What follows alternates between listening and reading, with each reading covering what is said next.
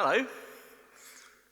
Okay, yeah, I'm Anthony. I'm a chef, and I write about food science. I have quite a connection to Manchester. I studied biochemistry at university here, and I lived here for probably 10, 12 years. My daughter was born here, and I met my wife here. And I cooked in restaurants and hotels for most of that time, so I probably fed several people in this room at some point in my life. And if we ever met in the 90s on a night out, then I'm sorry, and I apologise for my behaviour. I write about food science, and I spend a lot of time cooking, so I spend most of my time cooking and a bit of time writing, and less time stood on stage speaking to people. But the thing I know about public speaking is I need to promise you something at the beginning that I'm going to deliver by the end, so you keep your attention till the end. And today I'm going to promise you this. I'm going to promise you a golden rule, a special tip, which is going to help you live longer and be happier and healthier and live a longer life. So that'd be nice. So have your pens and paper ready for that. But first I'm going to talk about the problem with nutrition science. I spend a lot of time arguing with people about diet and arguing with people about health. And most of those arguments are with people who have a particular diet they're trying to sell to the world and saying that this is the solution to all the problems we're facing about dietary health and the sort of epidemic of lifestyle diseases that everyone's seeing. And they think they have the cure and the answer. And my argument is always, these are complex problems, they're systemic problems, and simple solutions just don't work. And these people will argue with me for days on end sometimes and refuse to accept they're wrong. And I sort of understand where they're coming from, because at the heart of nutrition science there is quite a big problem. You'll probably know that we have lots of seemingly contradictory headlines about the way we should be eating, about how to eat healthily. And a lot of that comes from the fact that most nutrition science is done looking at big populations of people and seeing how they eat and looking at their health and seeing if there's any correlations between the sort of food they eat and what health outcomes are. And that's a good way to look at it. But the problem with that is there's lots of what they call confounding factors.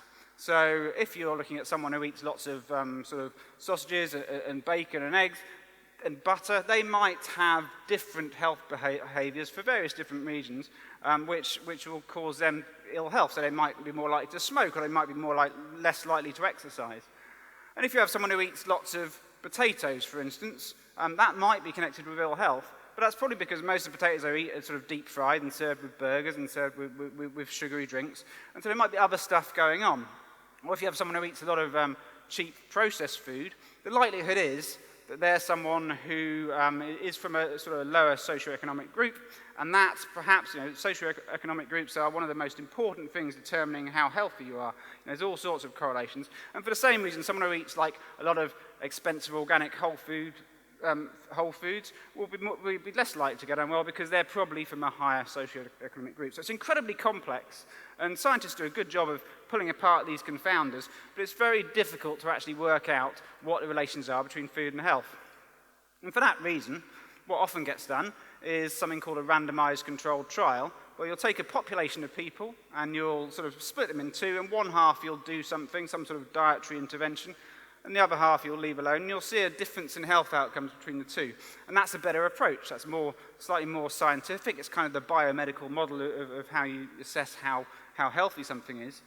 But there are lots of problems. When you talk about nutrition science, there are lots of problems with that. And a lot of nutrition scientists don't like to admit that there are these problems, but there are. You're looking at people in populations, and you're looking at diseases which take years and years and years and years to express. So, it's actually very difficult to do an intervention which changes someone's diet. You give them some sort of oil or olive oil to eat or something like that. Well, they might consume that every day, but that would be very expensive to do for several years. And also, it might change their diet in other ways. And one of the big problems with this, of course, is that this is a model that's used to test drugs. And when you're testing drugs, you can have a placebo. But with diet, you can't really give someone a placebo olive oil or a placebo beetroot because those things don't exist. You can't just give people like a sugar pill like you would with diet, especially if you're looking at the effects of sugar on health. So what you can do, of course, and you get better information doing this, is keep people in a laboratory and study them and study their sort of metabolic health over the long term. And you get better results. You can study how many calories they burn, you can look at what exercise they're doing, and you can make sure they're not lying about what food they're eating, because people, in the other sorts of studies, people have to self-report, and they'll often lie. If they've been out drinking and eating a huge kebab, they might not tell you about it. But in a laboratory, you can study them, and that's great. But obviously, like I said, we're looking at the effects of food and health over the long term. And so, when you're looking at keeping someone in a laboratory for the long term, that's incredibly expensive, and there are obviously ethical problems. You can't just keep people prisoner in nutrition laboratories for years and years, although I do know some nutrition scientists who might like to. And even if you could, the problem is keeping someone prisoner is going to confound the results. They're not going to be representative of the general population if you're holding them hostage. So you can do experiments on animals, and that's quite good. Vertebrates have a lot of common sort of ways they react to food, but there are differences as well. And if we're having a great debate about which diet is the best one, then the problem is someone can get a study which says a particular thing. If it doesn't conform with what they already believe about diet and health, then they'll just say, well, I'm not a mouse. Humans won't react like that. And all along, we're no closer to sort of finding the truth. And this is the problem with the whole of nutrition science, that everybody is free to cherry-pick the results which most conform to their existing beliefs. And as there's a lot of uncertainty in nutrition science, which is not talked about much by nutrition scientists,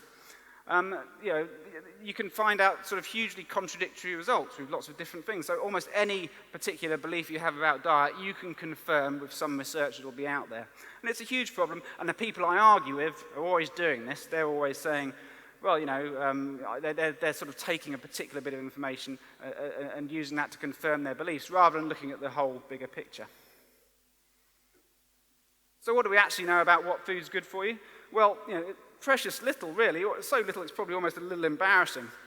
Because and people who talk about diet are often not inclined to admit this, perhaps because it doesn't make a great package that they can sell or a great diet they can sell. You certainly eat some fruits and vegetables. You should probably eat some oily fish, some unsaturated fats, olive oil type things, some whole grain carbohydrates, some pulses and beans and lentils, and that's about it. That's about all we know. And even then, there's sort of countless arguments about that, and there's countless people saying, no, that's wrong. There's all these merchants of certainty in the world of diet and nutrition, desperate to sell you a particular diet, and most of them, well, they're just sort of cherry-picking information. I'm not saying that food and health isn't important. Diseases like deficiency diseases, that, when your diet is inadequate, when you don't have enough calories or you don't have enough micronutrients, you can have some serious health problems. And that's why for years, for most of the 20th century, nutrition science was obsessed with these sort of diseases and did an incredible job of addressing them. So things like scurvy and rickets, did an incredible job of increasing life expectancy and reducing childhood mortality. So nutrition science is really important. But the problem is, when our diets are adequate, and when we have enough macronutrients and micronutrients in our diet, as is probably the case for most people in this room and most people in this city, and the majority, not everyone, but the majority of people in this country as well, the same nutrition science struggles to find answers. It struggles to find definitive patterns. It struggles to find the noise in the data like it could with smoking or with these sort of diseases. So why is that? Why is there no noise in the data? Well, I want to present a fairly heretical idea to you today.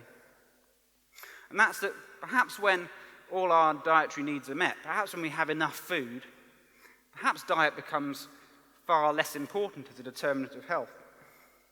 Perhaps other things become more important, and diet becomes perhaps in many cases even insignificant. Perhaps things like mental health, perhaps things like inequality, perhaps things like poverty, perhaps things like stigma. Perhaps things like social isolation become far more significant in determining how healthy we are. We have a diverse population of people eating a massive different number of diets and different dietary patterns. And they also have massively different experiences of stress and stigma and isolation and inequality. So is it perhaps surprising at all that those things are going to be far more important than any tiny differences in the macronutrient composition of your diet or a particular ingredient that you eat? And that's why, when it comes to the effect of diet on health, these sort of people that I deal with frequently come along with their sort of anecdotal evidence of why their diet is the best. And they say, I feel great because I eat paleo, or because I eat vegan, or because I eat keto, or because I eat DASH, or Mediterranean, or because I exclude carbohydrates, or because I exclude sugar, or because I exclude processed food. And I say to them, no, the reason why you feel great is because you live in a nice house. You have you haven't experienced social inequality, you haven't experienced stigma, you don't live in constant fear of violence. You feel great purely, almost entirely because you get to choose the food you want to eat and you get to choose the food you want to exclude. And you actually have the time in your life to care enough about yourselves to do so. It's really got nothing to do with the food you eat and nothing to do with the foods you leave out. This is actually well known in public health circles. This is known as lifestyle drift. We actually know what the real problems are that really drive health inequalities. And I mentioned them earlier. They're financial and social inequalities. But we're drawn to these sort of dietary solutions. We're drawn to this idea that we can sprinkle a little bit of our sort of middle-class food privilege on people who are living difficult lives and suddenly transform them. And we have this whole industry dedicated to diets and wellness, selling this idea that we can transform people's lives. And none of them are really offering the solution, because the only real solution is giving everyone a better life. So if you're ever stood by a river and you start to see drowning people floating past, your natural reaction is to go in and pull those people out. And that's great, and it's a natural human thing to do, and it's important. But really, if those people keep on coming down the river, you eventually need to send someone up the river to find out exactly why they're falling in.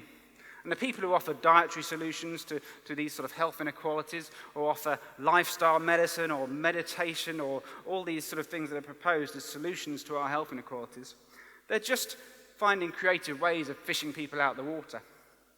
Unless we actually look at what the real cause is, we're not going to change anything. The problem is that poverty and inequality, they're the broken rails that people keep on falling through. And those things are difficult and they're hard to fix. And actually, fixing them might require a lot of us to give up our own wealth and our own privilege to some extent. But unless we actually work hard to fix them, then nothing's ever going to change. So I promised you a golden rule, I promised you a tip, and here it is. In all my time writing about food science and nutrition, I can guarantee you that all the gurus of dietary health have no answers for you in that regard. Because the real answer is something that we all already know. For a long life, don't be poor. And if we really want to address the health of the world, then it's inequality, not carbohydrates, that we need to address. Thank you.